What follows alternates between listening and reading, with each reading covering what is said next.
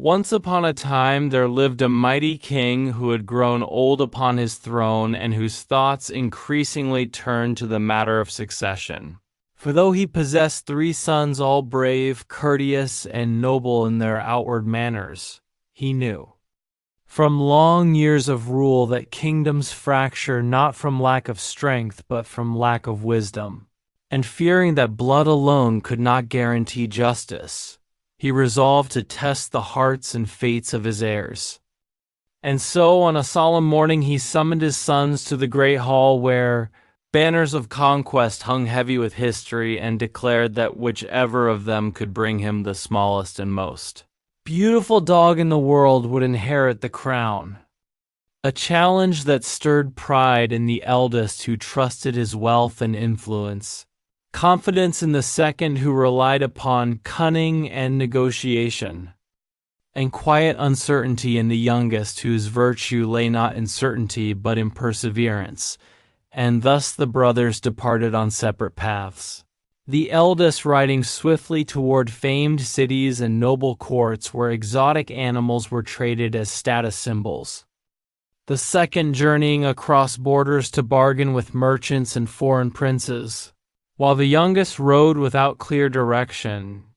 guided only by instinct and humility, wandering through remote countryside where the forests grew denser and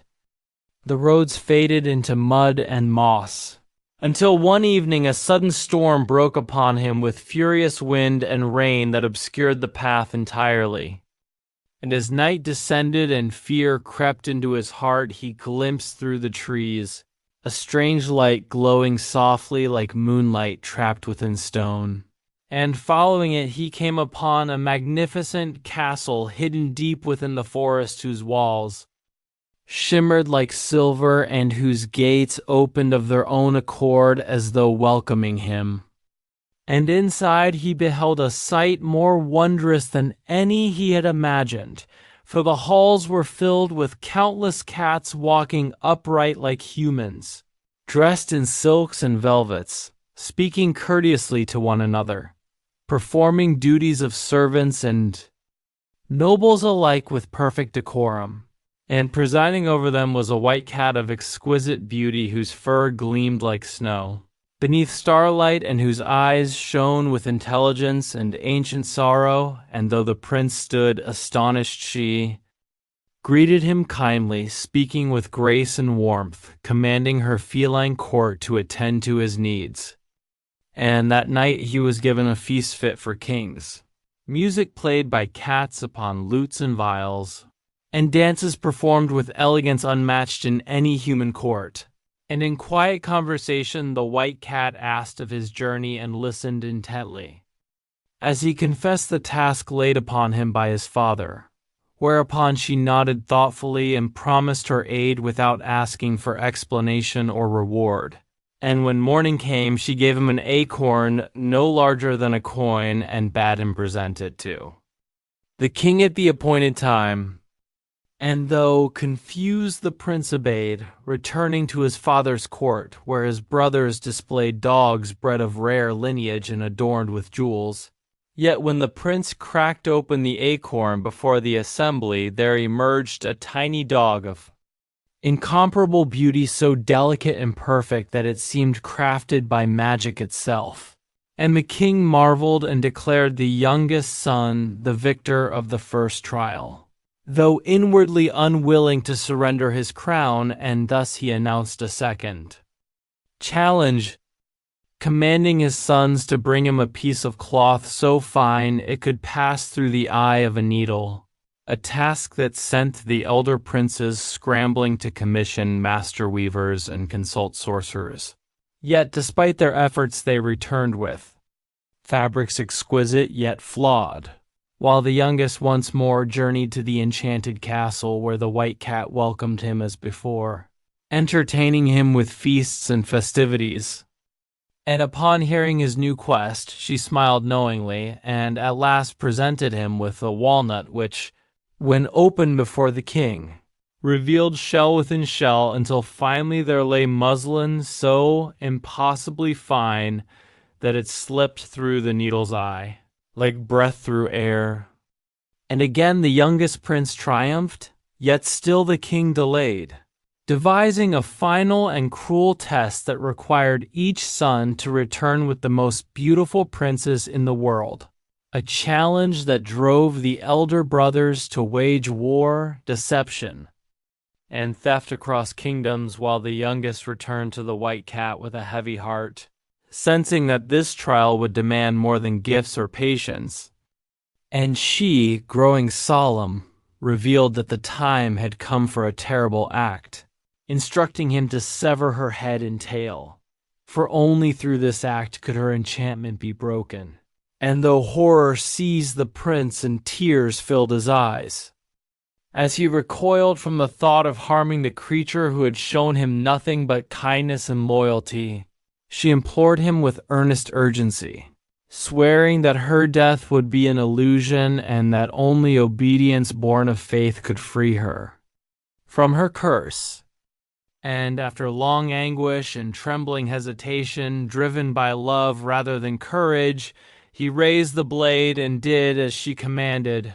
And in an instant the feline form vanished, and in its place stood a woman of extraordinary beauty clad in radiant garments, who revealed herself as a queen betrayed by a wicked fairy and condemned to live as a cat until a prince, whose heart matched her lost love, would release her. And she explained that all the cats of the castle were noble subjects likewise enchanted, now restored to human form, and as dawn rose over the forest they prepared to journey together toward the king's court in splendor greater than any procession the world had seen. And as dawn rose over the forest, they prepared to journey together toward the king's court in splendor greater than any procession the world had seen. For the restored queen summoned forth carriages fashioned of crystal and silver, horses adorned with jewels and attendants whose once feline grace now appeared as human elegance refined by enchantment. And as they traveled, word spread across villages and cities of a marvel approaching, so that crowds gathered along the roads to witness the radiant princess whose beauty seemed not merely of face and form but of spirit itself. And when at last they reached the capital, the king sat in judgment upon his throne with the elder princes standing proudly beside their own captured brides. Yet all fell silent as the youngest prince entered accompanied by the transformed White Cat, whose presence eclipsed all others like the sun among stars. And the king, struck with awe, rose from his seat and demanded her story, which she told with dignity and sorrow, recounting betrayal, curse, endurance, and the loyalty of the prince who had freed her not through ambition but compassion. And hearing this, the king knew at last that destiny had spoken. And before the assembled court he placed the crown upon the youngest son's head, declaring him heir and rightful king, while granting lands and honors to the elder brothers to rule wisely under his reign. And so the youngest prince married the once enchanted queen in a celebration that lasted many days and nights, during which joy replaced rivalry and harmony, restored what ambition had threatened to divide, and together they ruled with justice tempered by mercy, remembering always the trials that had shaped them, ensuring that wisdom guided law and kindness guided power. And under their reign the kingdom flourished as never before, proving to all who heard the tale that true nobility lies not in pride or conquest, but in patience, faith, and the courage to trust love even when it demands sacrifice. And thus the story of the White Cat passed into legend, whispered to children and kings alike as a reminder that the greatest transformations are born not of magic alone, but of hearts willing to endure. Believe and choose compassion when fear would rule instead.